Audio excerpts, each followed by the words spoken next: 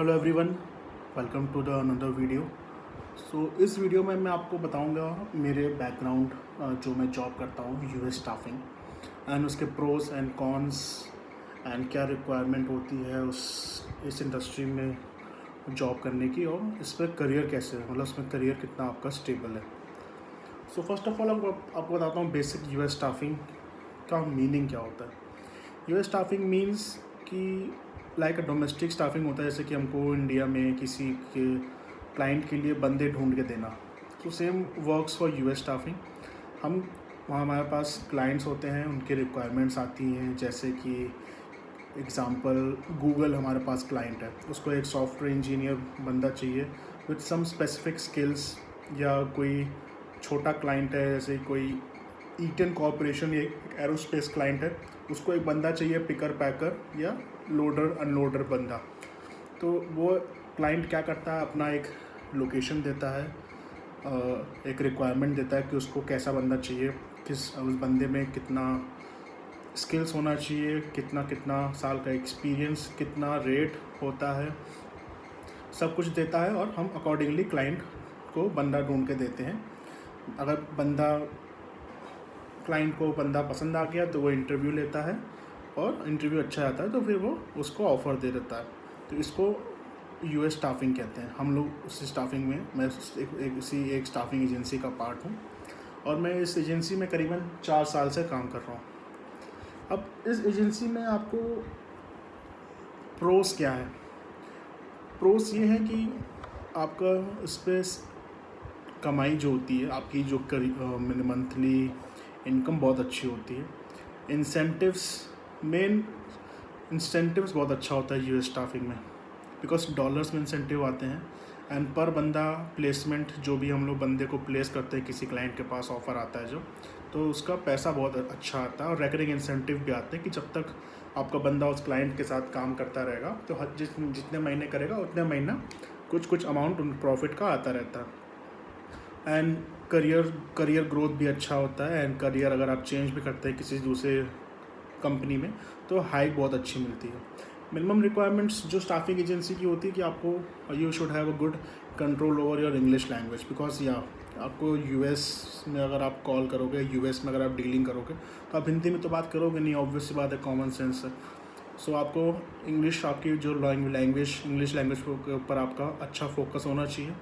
And कुछ companies graduate मांगती हैं, जैसे कि कुछ कंपनीज़ होती हैं उनके पास क्लाइंट्स जो होते हैं वो इंजीनियरिंग क्लाइंट्स होते हैं, या फार्मा या मेडिकल क्लाइंट्स होते हैं, तो वो प्रेफर करते हैं कि अगर वो किसी बंदे को हायर करते हैं तो वो शायद वो बीएससी हो, या मास्टर्स ऑफ साइंस हो, या बीटेक किया हो इलेक्ट्रिकल इंजीनियरिंग, मैकेनिकल इंजीनियरिंग में, ताकि उसको रिक्वायरमेंट समझने में ज़्यादा टाइम ना लगे, और उनको उसको ट्रेनिंग देने में ज़्यादा हम अपनी कॉस्ट बचा लें, कॉस्ट ना खर्चा करें, तो वो लोग ढूंढते हैं। बाकी जो अगर नॉन आईटी रैक्स होती, नॉन आईटी मतलब छोटी मोटी रैक्स होती हैं, जैसे एडमिनिस्ट्रेटिव असिस्टेंट, ऑफिस टाइप की, जो रिसेप्शनिस्ट, कॉल सेंटर वाली, तो उसमें कोई भी डिग्री स्पेसिफिक नहीं होती है। आप अगर सिर्फ बैचलर्स किया हुआ, आपने बीए भी किया हुआ है होम साइंस से भी, तो भी अगर आपकी इंग्लिश अच्छी है यू कैन स्टार्ट अर्निंग।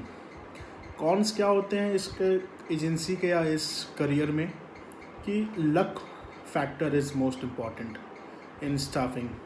अगर आपका लक नहीं चल रहा है स्टाफिंग में तो आप काम नहीं कर सकते, बिकॉज क्या होता है कि यूएस में एक चीज़ बहुत बुरी है कि वहाँ के लोगों जितनी जल्दी ऑफ़र आता है उतनी जल्दी वो ऑफ़र से मना भी कर देते हैं, वो ऑफ़र नहीं लेते हैं, कहते हैं मुझे नहीं करना, या वो ड्रग टेस्ट और बैकग्राउंड चेक नहीं पास कर पाते। हर एक क्लाइंट यूएस में जो ऑफ़र लेता है वो मैंडेटरी बैकग्राउंड चेक और ड्रग टेस्ट करता ही करता है। पिछले लास्ट 7 ईयर्स का क्रिमिनल चेक होता है, एजुकेशन चेक होता है, लास्ट 7 ईयर्स का उसका एम्प्लॉयमेंट चेक होता है। किसी में भी अगर फेल होता है वो, या उसका रेज्यूमे फॉल्स निकलता है, तो क्लाइंट ऑफ़र डिक्लाइन कर देता है, और अधिकतर केसेस में लोग झूठ ही लिखते हैं अपने रेज्यूमे में छोटे मोटे पोजीशंस पे। और ड्रग टेस्ट भी क्लाइंट कराता है कि क्या होता है कि कुछ लोग मैरिजुआना ले लेते हैं, गांजा खा लेते हैं, उसको हैवी ऑन ड्रग्स लेते हैं, तो अगर एज अ मेडिकल प्रिस्क्रिप्शन है तो क्लाइंट उस केस में कुछ नहीं बोलता। बट अगर एज अ मेडिकल प्रिस्क्रिप्शन नहीं है एंड उसने ड्रग्स लिया हुआ है पिछले 30 या 60 दिनों के अंदर, तो क्लाइंट ऑफ़र रिजेक्ट कर देता है। एंड कभी कभार बंदों को क्या होता है कि अच्छा ऑफ़र मिल जाता है, क्योंकि जो अच्छे बंदे होते हैं उनको हर जगह से ऑफ़र आते रहते हैं, सो मार्केट में कंपटीशन बहुत होता है यूएस स्टाफिंग में।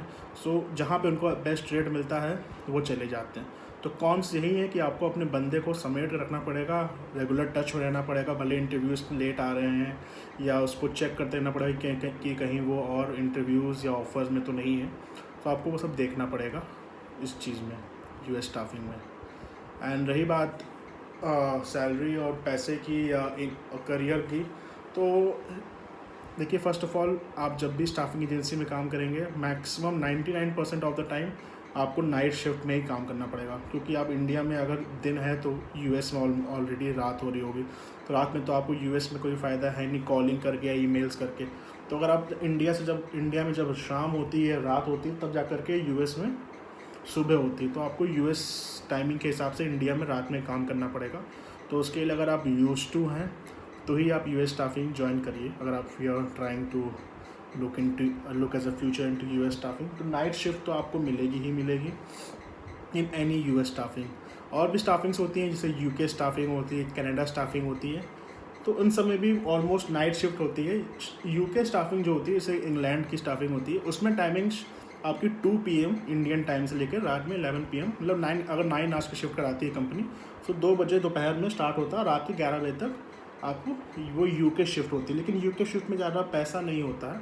सबसे ज़्यादा पैसा अगर आपको कमाना है स्टाफिंग एजेंसी में तो यूएस स्टाफिंग में ही होता है, क्योंकि क्लाइंट्स भी बहुत होते हैं और वहाँ पे मार्जिन्स भी अच्छा निकलता है और सैलरी भी आपको अच्छी मिलती है। एक बार अगर आपको साल या 2 साल का एक्सपीरियंस किसी भी कंपनी में यूएस स्टाफिंग में हो गया, देन आपको हर एक कंपनी नोचना चाहेगी और डबल से डबल आपको रेट दे करके, क्योंकि आप एक्सपीरियंस हो जाते हो। हर कंपनी को एक्सपीरियंस ही बंदे चाहिए होते हैं जो उनको जल्दी से जल्दी प्लेसमेंट्स या ऑफ़र दे सकें, ताकि कंपनी का रेवेन्यू जो होता है वो जल्दी अच्छा बने।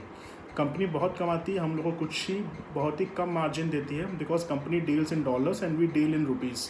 तो डॉलर के हिसाब से रुपया तो बहुत सस्ता ही है, इसलिए स्टाफिंग में बंदे इंडिया के ही काम करते हैं as per compare to staffing in US. Because US में क्या होता है कि आपको salary in dollars and per hour के हिसाब से पे करनी होती है, जबकि इंडिया में तो आपको मंथली सैलरी मिलती है, बट यूएस में वीकली सैलरी मिलती है, वीकली या by weekly, and per hour के हिसाब से यूएस में पैसे मिलते हैं। तो $20 $30 हिसाब से पर आवर के हिसाब से अगर एक रिक्रूटर वो लोग हायर करते हैं $30 के हिसाब से पर आवर और 8 घंटे काम कराते हैं, मतलब कि $240 पर एक दिन का बनता है, जो अगर आप 70 रुपये के हिसाब से भी देखा जाए तो करीबन मैं चेक कर लेता हूँ, $70 240 × 70 करके,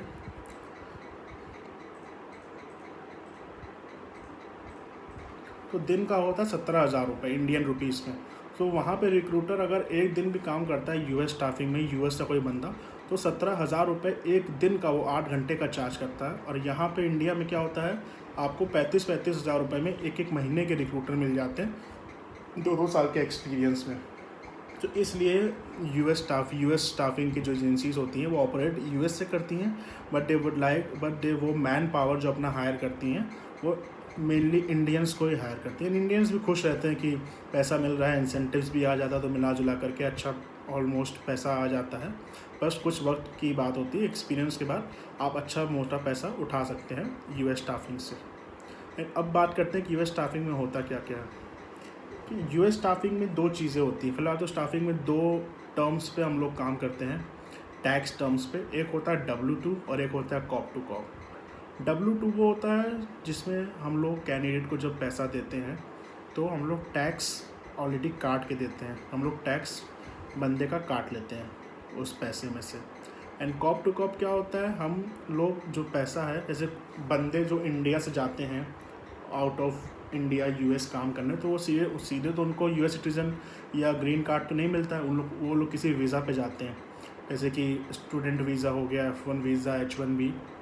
सो वो लोग को स्पॉन्सरशिप चाहिए होती है काम करने के लिए। वो लोग अपने ओन पे किसी का कंपनी के लिए काम नहीं कर सकते, तो सो वो लोग अपने लिए एक एम्प्लॉयर ढूंढते हैं जो एम्प्लॉयर उनको स्पॉन्सर कर सके यूएस में। सो फिर क्या होता है, जब भी उनको अगर ऑफ़र आता है या वो किसी कंपनी के लिए जॉब करते हैं, सो वो थ्रू एन एम्प्लॉयर करते हैं, मतलब कि वो अपने एम्प्लॉयर के थ्रू उस कंपनी में काम करते हैं। तो कंपनी क्या करती है, कंपनी जितना भी पैसा होता है उस कॉप टू कॉप कैंडिडेट का जो वीज़ा पे काम कर रहा होता है, वो कैंडिडेट को नहीं देती, वो कंपनी को देती है, जो कंपनी ने उस बंदे को स्पॉन्सर किया है, और कंपनी अपना मार्जिन काट के उस बंदे को पैसा देती है एट दी एंड। सो इसको हम लोग कॉप टू कॉप कहते हैं। एंड इसमें ये मोस्टली आईटी क्लाइंट्स के लिए होता है, मतलब कि जो बड़ी पोजीशंस होती हैं जैसे software developer, Java developer, release engineer, मतलब जो इंजीनियरिंग और डेवलपर पोजीशंस होती हैं उस पर ये सब कॉप टू कॉप कैंडिडेट्स चलते हैं मेनली। और बाकी मैंने अगर अपना एक्सपीरियंस बताऊं तो मेरा एक्सपीरियंस स्टाफिंग एजेंसी में अब तक बहुत ही अच्छा रहा है। करीबन मेरे को 3.25 साल, 3.5 साल से ऊपर और 4 साल के अंदर नीचे हूँ मैं अभी। एंड मैं अभी थर्ड कंपनी में काम कर रहा हूँ, अपनी लाइफ की थर्ड कंपनी में इन यूएस स्टाफिंग। एंड बहुत ही अच्छा काम रहा है as per incentive and salary structure what I was expecting I am getting at this point of time. And मैं अगर बताऊँ मैंने अपनी लाइफ में सबसे ज़्यादा अगर इंसेंटिव उठाया है किसी एक महीने में, सो वो 1,20,000 रुपये था जो मैंने उठाया था। एंड वो था मेरी फर्स्ट कंपनी में जिसमें मेरे एक महीने में 10 ऑफ़र थे as for a customer service profile. एक क्लाइंट को कस्टमर सर्विस के बंदे चाहिए थे। कस्टमर सर्विस मतलब कि जो कॉलिंग, जैसे कॉल सेंटर होता है ना अपने इंडिया में, एयरटेल, जो भी अपने किसी भी चीज़ का कॉल सेंटर, चाहे बैंकिंग हो या टेलीकॉम इंडस्ट्री को, तो वहाँ पे भी एक क्लाइंट था यूएस में, हेल्थ केयर क्लाइंट, उनको बंदे चाहिए थे जो कॉल्स रिसीव कर सके। तो वो बहुत ही ईजी पोजीशन होती है, आपको सिर्फ वो तो आप मॉन्स्टर या किसी पे भी जाओगे आपको तुरंत ही ईजिली बंदे मिल जाएंगे। तो मेरे उस पर ऑफ़र थे, एक महीने में 10 ऑफ़र, और एक ही महीने में उन्होंने स्टार्ट किया था तो मेरे को उतना रुपये इंसेंटिव आया था। तो तब से मुझे थोड़ा सा इंटरेस्ट आने लगा कि मेरी सैलरी उस समय उस कंपनी में 20,000 रुपये थी, लेकिन मेरा इंसेंटिव 1,20,000 रुपये था। तो मुझे बड़ा अच्छा लगा क्या इंसेंटिव। सो मेनली इंसेंटिव सी इम्पॉर्टेंट रखते हैं आपके स्टाफिंग एजेंसी में। Salary is also important, but अगर आपको ऊपरी कमाना है तो आपको जितनी अच्छी मेहनत करोगे आप उतना ज़्यादा इंसेंटिव आता है। और हर कंपनी का इंसेंटिव स्ट्रक्चर अलग होता है, जैसा नहीं कि हर कंपनी आपको बहुत ही अच्छा इंसेंटिव देगी। Depends upon company to company कि उनका इंसेंटिव स्ट्रक्चर कैसा है। मुझे सबसे अच्छा इंसेंटिव स्ट्रक्चर अपनी फर्स्ट कंपनी का लगा, जिसका मैं नाम डिस्क्लोज़ नहीं करना चाहूँगा। और उसके बाद मैंने 2 कंपनियों में और भी काम किया, और जिसमें मैं अभी भी काम कर रहा हूँ उनका इंसेंटिव स्ट्रक्चर इतना कुछ अच्छा नहीं है, बट या सैलरी अच्छी है एंड काम अच्छा। मेहनत करोगे तो आप ऑलरेडी इंसेंटिव कमाओगे और आपका हर महीने इंसेंटिव और सब कुछ आता रहेगा।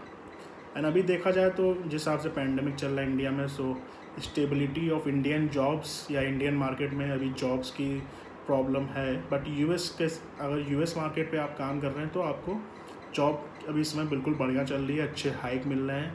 कुछ भी इस समय ऐसा नहीं है कि आपको कोई कंपनी अगर आप चेंज करेंगे तो आपको मुँह मुताबिक हाइक मिलेगा। बिकॉज यूएस हम लोग, क्योंकि भले हम लोग इंडिया में काम करें लेकिन हमारा मेन मैन पावर या हमारा जो भी क्लाइंट बेसिस जॉब है वो है तो यूएस का ही। सो हमको तो यूएस में ही काम करना है। एंड यूएस में इस समय अगर आप देखा जाए तो COVID is far better under control. So अभी कोई दिक्कत नहीं है स्टाफिंग एजेंसी में काम करने से, एंड सब कुछ बढ़िया चल रहा है। सो मैं ये चाहता था कि मैं आप लोग को बताऊँ कि स्टाफिंग अपना, मतलब ऐसा नहीं कि मैं स्टाफिंग में काम करता हूँ तो बता रहा हूँ, बट हाँ कि मतलब मैं अपना एक्सपीरियंस शेयर करना चाहता था कि मेरा एक्सपीरियंस कैसा है, मेरा प्रोफेशनल लाइफ का एक्सपीरियंस एंड ये सब। सो होप आप लोग को कुछ समझ में आया हो मेरे स्टाफिंग एजेंसी और स्टाफिंग करियर के बारे में और स्टाफिंग फील्ड के बारे में। अगर आप अपना करियर बनाना चाह रहे हैं, कोई भी प्रॉब्लम आपको लगे या कुछ भी आपको जानना हो, मैं हर चीज़ तो नहीं समझा पाया हूँ कि मेरी ज़्यादा मैं एक कैमरा फ्रेंडली नहीं हूँ, बट ये अगर कुछ भी लगता है आपको जानने की ज़रूरत है, आप नहीं समझ पाएँ, जब ज़रूर कमेंट बॉक्स में आप क्वेश्चन पूछ सकते हैं, मैं आपको श्योरली हेल्प करूँगा। Thank you so much, thanks for watching.